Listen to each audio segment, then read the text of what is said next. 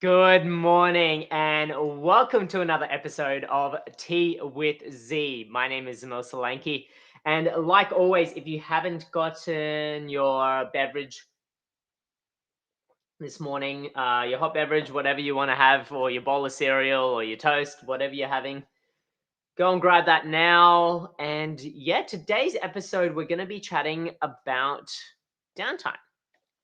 Something that really doesn't get looked at in business because, or along an entrepreneurial journey, because at the end of the day, what we're always thinking about or obsessing about is the need to perform, the need to always be showing up to actually drive ourselves in order to achieve our goals.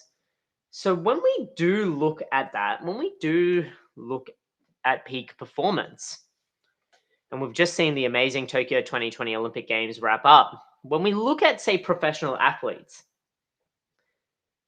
what would you say is the most of their time dedicated to? Some might say training.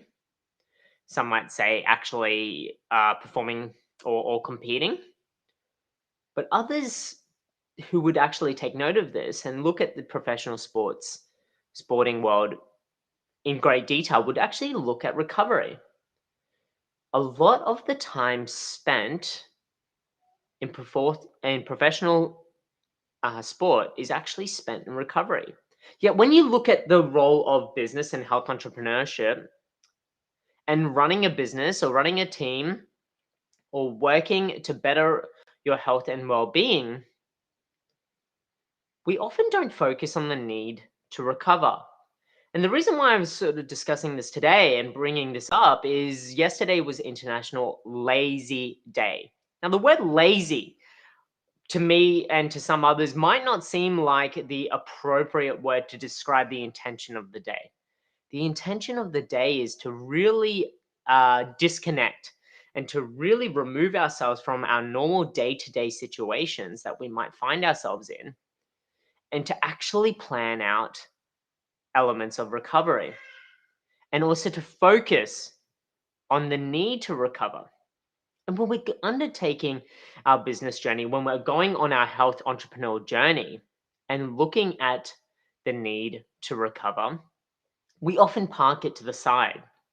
It's always the last thing. And when things aren't going so well, if things are hitting the fan and the business life that we're in, our personal life that we're in starts to get busier, starts to get a bit more full on, recovery is one of the first things that goes out the window, along with nutrition and exercise. And we see this quite often in the worlds in which we live in, where we're all of a sudden, and I know I've definitely still to this day will enter some elements of flow state, some elements of busyness, and forget to hydrate, forget to eat. But it's not so much about forgetting, it's the fact that I just don't prioritize it.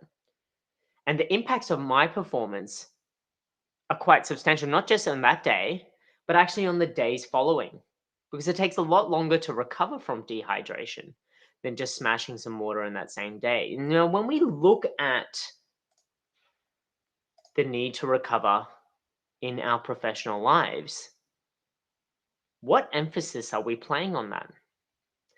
Are we now perceiving the need to recover or recovery in itself as an act of laziness? And that, I need to be busy, I need to do something, rather than actually recognizing that recovery plays a pivotal role in our ability to succeed and to perform at a greater level.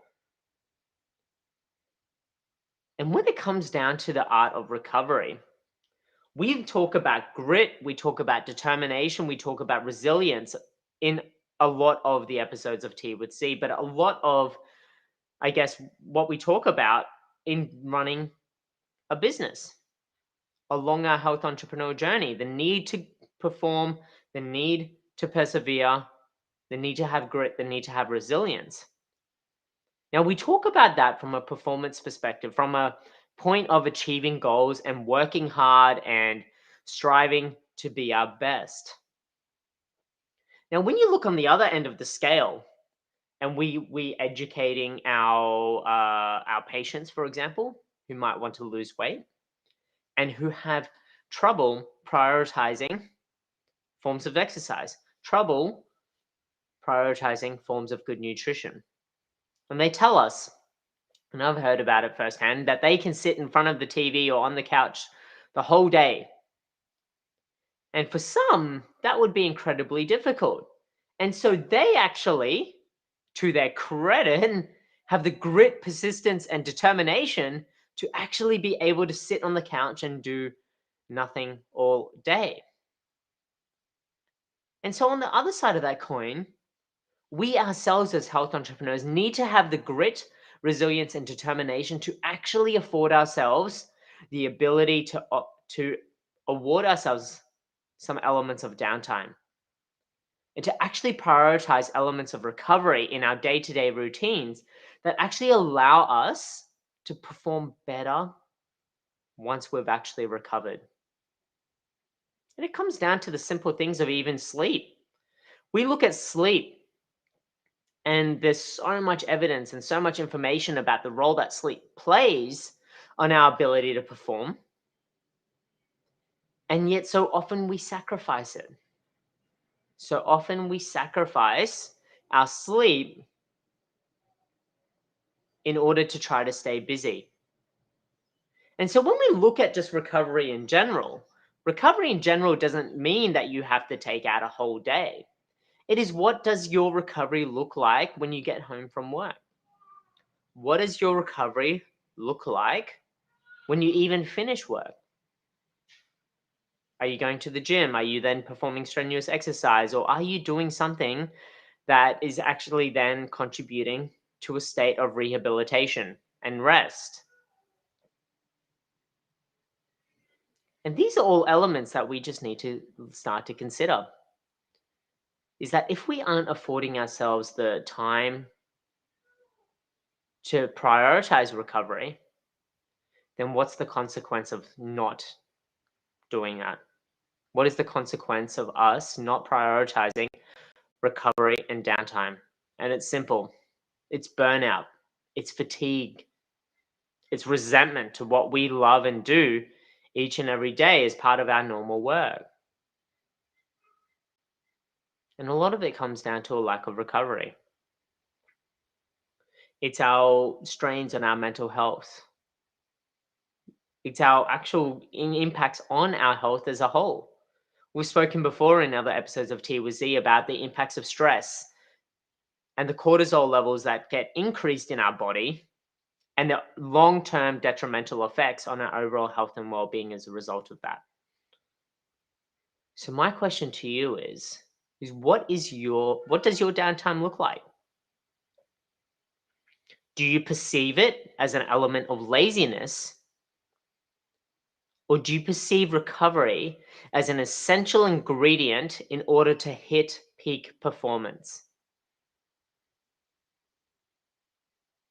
And as such, if it is an essential ingredient to hit peak performance, what does your downtime and recovery actually look like?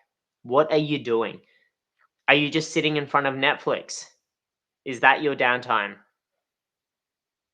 Or are you actually then combining other meaningful things within that downtime that could actually help to improve and not make you feel so guilty about taking that downtime? Is it prioritizing elements of your own health and well-being through meditation, through yoga, through reading even, that actually can be stimulating for the mind, but allows the mind to recover and rest at the same time?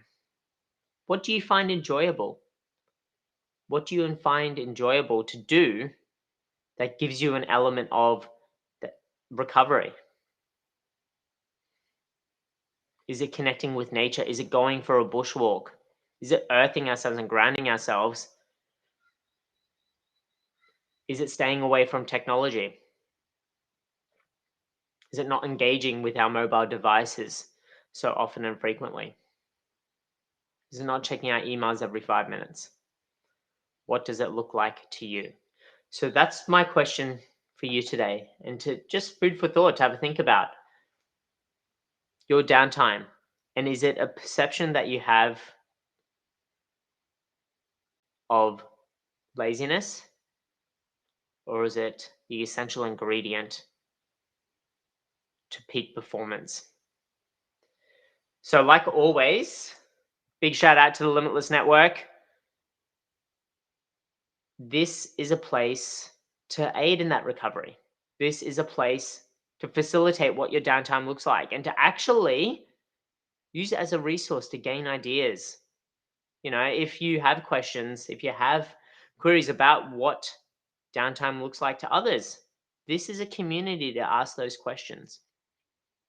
And that's what it's all about.